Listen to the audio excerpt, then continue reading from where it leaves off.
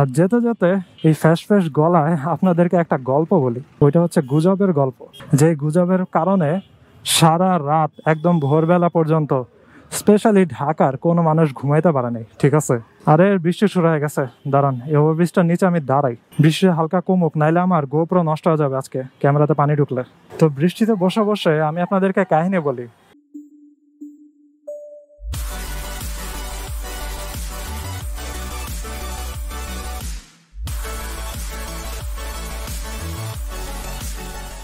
এই হোয়াটসঅ্যাপের সবাই কেমন আছেন?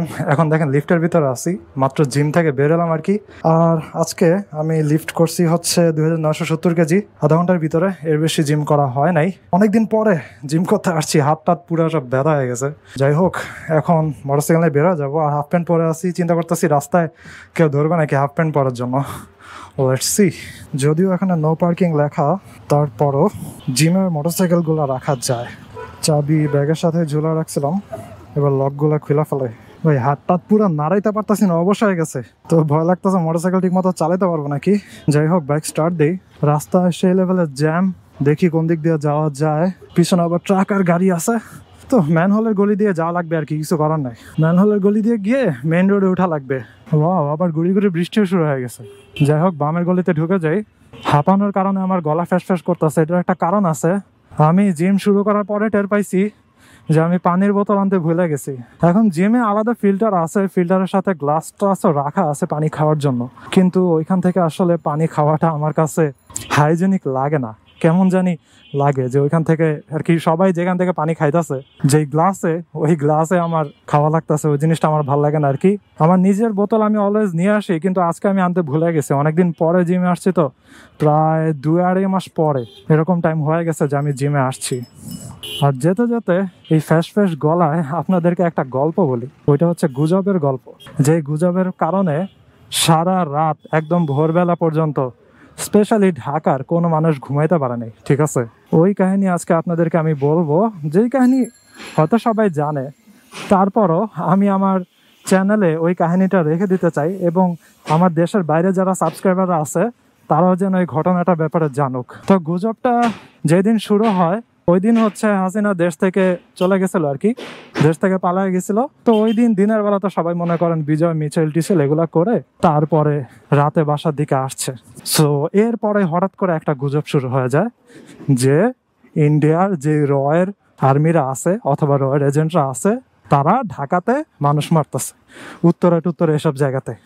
এগুলা শুনে তো মানুষেরা সবাই খুব ভয় পেয়ে গেছে।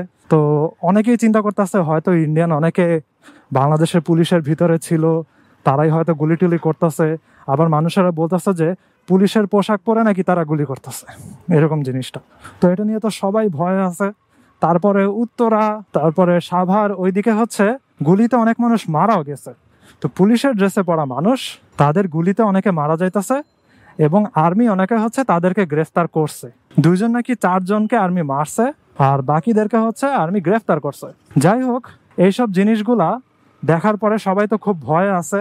হায় হায়, ইন্ডিয়ার মানুষেরা যদি এখন মারা যায় বাংলাদেশিদের কাছে, ইন্ডিয়ার আর্মিরা যদি মারা যায়, যেই হোক না কেন, হোক না কেন, যেই হোক না কেন, তাহলে তো বিশাল মনে করেন যুদ্ধ লেগে যাবে ইন্ডিয়ার সাথে। তো এরকম ভয়ভীতি শুরু হয়ে গেছে যে কি হয় না হয়, এরকম অবস্থা। আসলে যে জিনিসটা হয়েছে, পুলিশেরাই আসলে ছিল তারা। কি হয়েছে তখন, তো মনে করেন পুলিশের অনেক ভয় ছিল, কেউ থানা থেকে বের হতে পারতেছিল না, কারণ অনেক মানুষদেরই হচ্ছে পুলিশের উপর রাগ ছিল। তো ওগুলো অনেক কারণেই ছিল। এমনি তো স্টুডেন্টের উপরে গুলি চালাইছে, ওই জন্য একটা রাগ ছিলই। তার উপরে আরেকটা কারণ হচ্ছে যে অনেক চাঁদা টাদা উঠাইছিল বিভিন্ন মানুষের থেকে, এছাড়া অনেক হয়রানি হয়েছিল, এই কারণগুলোর জন্য আর কি। আরে বৃষ্টি শুরু হয়ে গেছে, দাঁড়ান এই ওভারব্রিজটার নিচে আমি দাঁড়াই, বৃষ্টি হালকা কমুক, নাইলে আমার গোপ্রো নষ্ট হয়ে যাবে আজকে ক্যামেরাতে পানি ঢুকলে। তো বৃষ্টিতে বসে বসে আমি আপনাদেরকে কাহিনী বলি। যেটা হয়েছে অ্যাকচুয়ালি, যে পুলিশেরা বের হওয়ার ট্রাই করতেছিল, এখন তারা তো বের হইতে পারতেছে না, বিভিন্ন মানুষ টানুষ তাদেরকে হচ্ছে হামলা করতেছে, পুলিশের বিভিন্ন জায়গাতে লুটপাট হইতেছে, থানাতে হামলা হইতেছে, অনেক পুলিশ মারাও যাইতেছে। এজন্য পুলিশেরা ভয়ে বের হইতে পারতেছে না, তারাই হচ্ছে আর কি জাস্ট একটা সেফ এক্সিট নেওয়ার জন্য গোলাগুলি করতেছিল। সারাদিন তো মনে করেন এগুলো চলছে। পরে রাতের বেলা পুলিশেরা হচ্ছে একসাথে বের হওয়ার ট্রাই করছে। তো বের হয়ে যে যার বাসা যেদিকে আসতে চলে যাবে, লুকায় যাবে, এই জন্য সবাই একসাথে হচ্ছে পুরা একটা টিম করে তারপরে হচ্ছে বের হয়েছে। তো গাড়ি টাড়ি নিয়ে ওই অবস্থাতে হচ্ছে পুলিশেরা বের হয়েছে।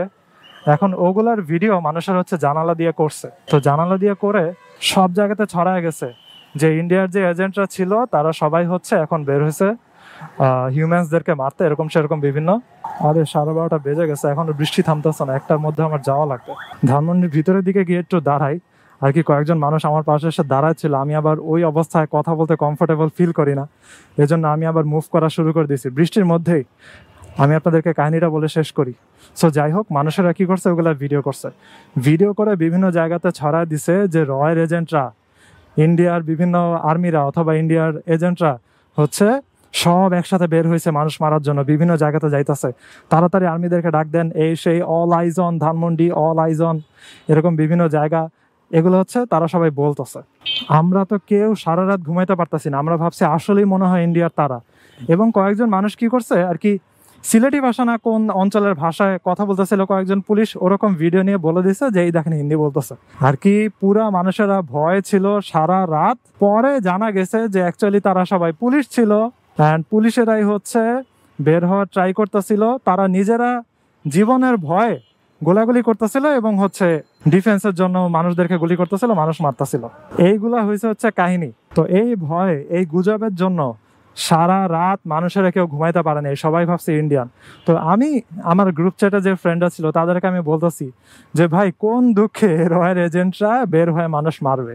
যদি কোনো ইন্টেলিজেন্স এজেন্ট থাকেও বাংলাদেশে, তারা কি এই অবস্থায় বের হবে? তারা তো তাদের অবশ্যই অলওয়েজ পরিচয় গোপন রাখবে। এবং অ্যাকচুয়ালি এক এক দেশের ইন্টেলিজেন্স এজেন্টরা এক এক দেশে থাকে, এটা স্বাভাবিক, বিভিন্ন হচ্ছে কাজে অথবা বিভিন্ন ইনফরমেশন জোগাড় করার জন্য থাকেই অলওয়েজ। তো এরা কি বের হয়ে মানুষ মারবে নাকি? এত ইজি হয়ে গেছে নাকি? যাই হোক, পরে দিয়ে মানুষরা যখন জানতে পারলো আর কি, আমরা কেউই ঘুমাই নাই, আমি নিজেই ঘুমাইছি সকাল 6টা নাকি 7টা বাজে, আমরা কেউই হচ্ছে আতঙ্কের জন্য ঘুমাইতে পারে নাই। পরে মানুষের এইগুলা নিয়ে তো অনেক ট্রল করতেছে, তো এইগুলোর নাম দিচ্ছে হচ্ছে লাইলাতুল গুজব আর কি, গুজবের রাত। এরপর থেকে এই দিন এই গুজব, এই দিন এই গুজব, এরকম ভাবে চলতেছে আর কি। এখন পর্যন্ত এরকম গুজব এর উপরে আছে সব আর কি। যাই হোক, জিনিসগুলা ফার্স্টের দিকে আতঙ্কের লাগলেও পরে আর কি মানুষের এগুলো নিয়ে অনেক ট্রোল করছে। তো অ্যাকচুয়ালি ইন্ডিয়ার কেউ যদি থাকেও, তারা কোন দুঃখে মানুষ মারতে যাবে? এগুলা তো কোনো কারণ নাই, ঠিক আছে? এরকম গুজবের উপরে আর কি চলতেছিল এতদিন, এখন কিছুটা কমছে, এখন মানুষেরা স্বাভাবিক অবস্থাতে আসছে। যাই হোক, প্রচুর বৃষ্টি পড়তেছে অ্যান্ড হচ্ছে এখন আমি বাসায় ঢুকে যাবো। আজকে ভিডিওটা এখানে শেষ করি। I hope you guys like this video, and if you are watching me for the first time you can kindly subscribe. তো সি ইউ নেক্সট টাইম। সবাই ভালো থাকেন, সাবধানে রাইড করেন, টাটা। সো অ্যাগেইন আবার হচ্ছে আমি জিমে আসছি, এই যে আমার ব্যাগ ট্যাগ সব কিছু। কারণটা হচ্ছে আমি গোপ্রোয়ের ব্যাগ রেখে গেছিলাম, সো এই যে ব্যাগ, তো এটা আমি রেখে চলে গেছিলাম। আবার আমি ধানমন্ডি গেছি, ধানমন্ডি গিয়ে ওখানে মনে পড়ছে যে আমি এটা আনি নাই, তারপর আবার এখানে আসছি, এসে নিলাম ব্যাগ। সো এই ছিল আমার বলদামি। আমি এত বলদ কেন আমি জানি না। যাই হোক, ভিডিও এখানে শেষ করি, টাটা।